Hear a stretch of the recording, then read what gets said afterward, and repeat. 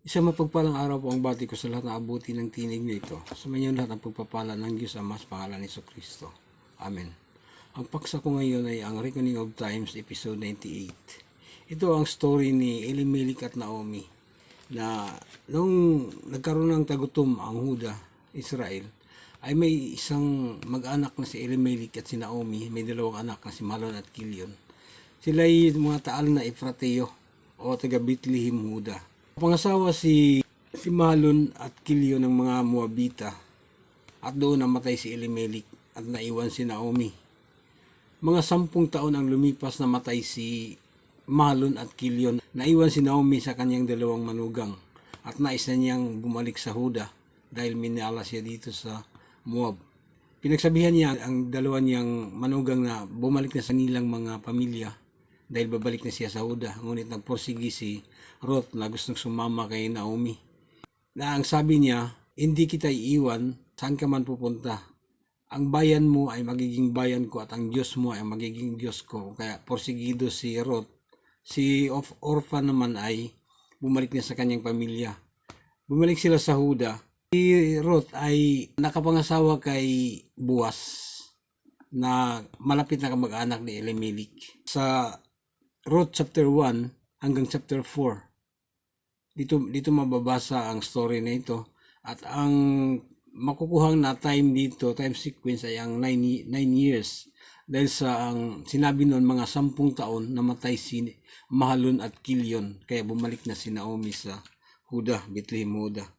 O kaya ito yun ang 9 years. Ang given na dito sa chart of generation table, nung umalis sila sa Egypto ng 2501, 8 years old si Moises, 480 years dito sa 1 Kings verse 1, ito yung 4th year and 2nd month ni Solomon.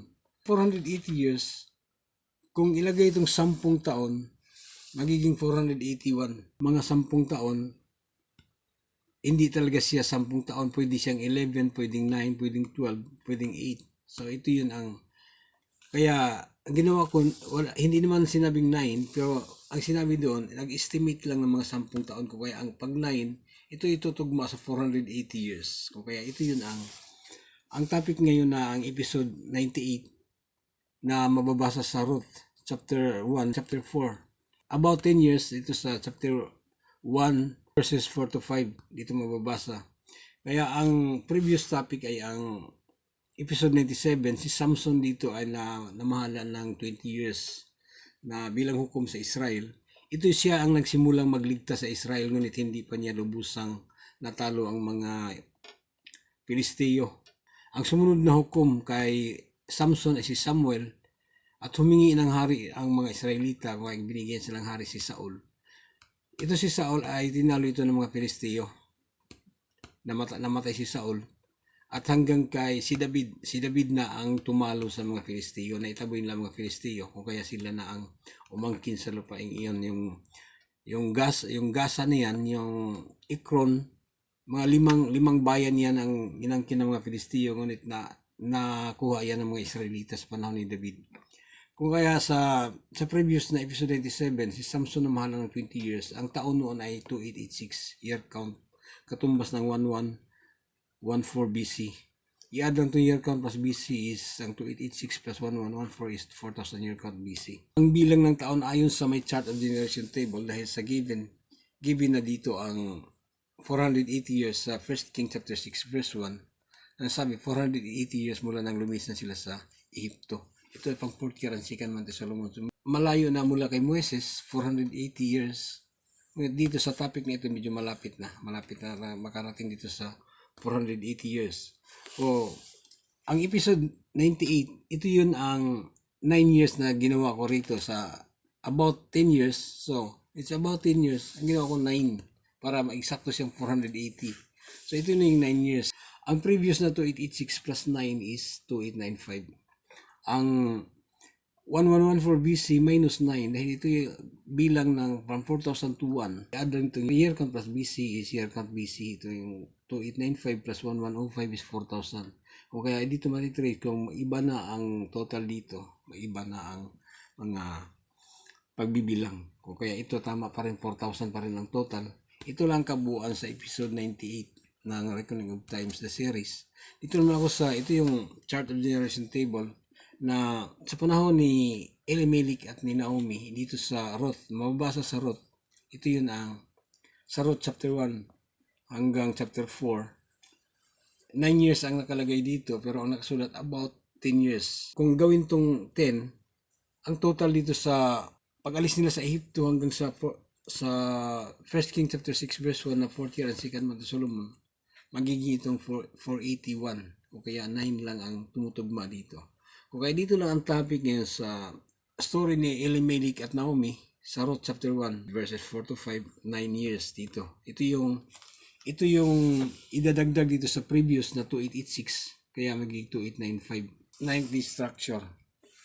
Ito ang ninth day structure, ito yung pang ikasyam na araw ng paglikha ng Diyos sa buong sanlibutan. Dahil nalikha ang buong sanlibutan sa ika-6 na araw, katumbas ito ng 6,000 years. Dahil ang sabi sa 2 Peter chapter 3 verse 8, na ang 1,000 taon sa tao ay isang araw lang sa Diyos. Kung kaya sa 6 na araw na nilikha ang buong sanlibutan, katumbas ito ng 6,000 years. At nag-umpisa ang bilang ng mga taon sa tao nung bumagsak si Father Adam at si Mother Eve.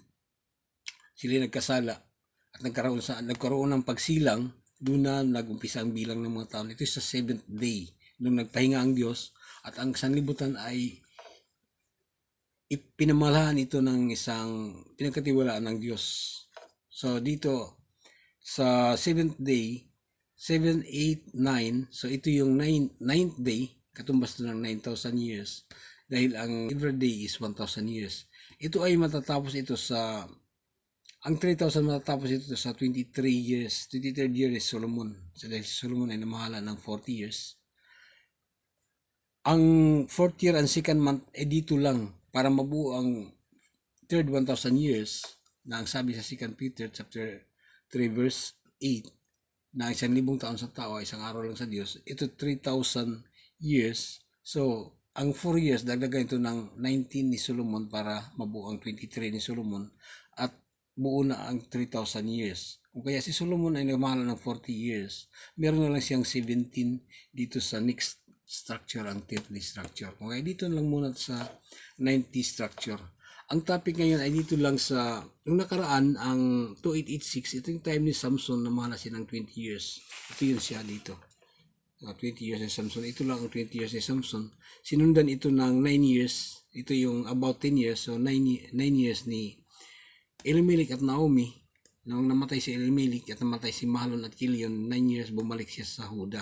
Okay, ito yung 9 years mula 2886 plus 9 is 2895 year count. Ito na siya ang 2895 year count, katumbas ito ng 1105 BC. Ito naman ang 1105 BC. Kung kaya hanggang dito lang muna. Sumayin lahat ang pagpapala ng Diyos Ama sa pangalan ni Kristo, ang bugtong na anak ng Diyos, ang manunubos ng sanlibutan. Amin at amin.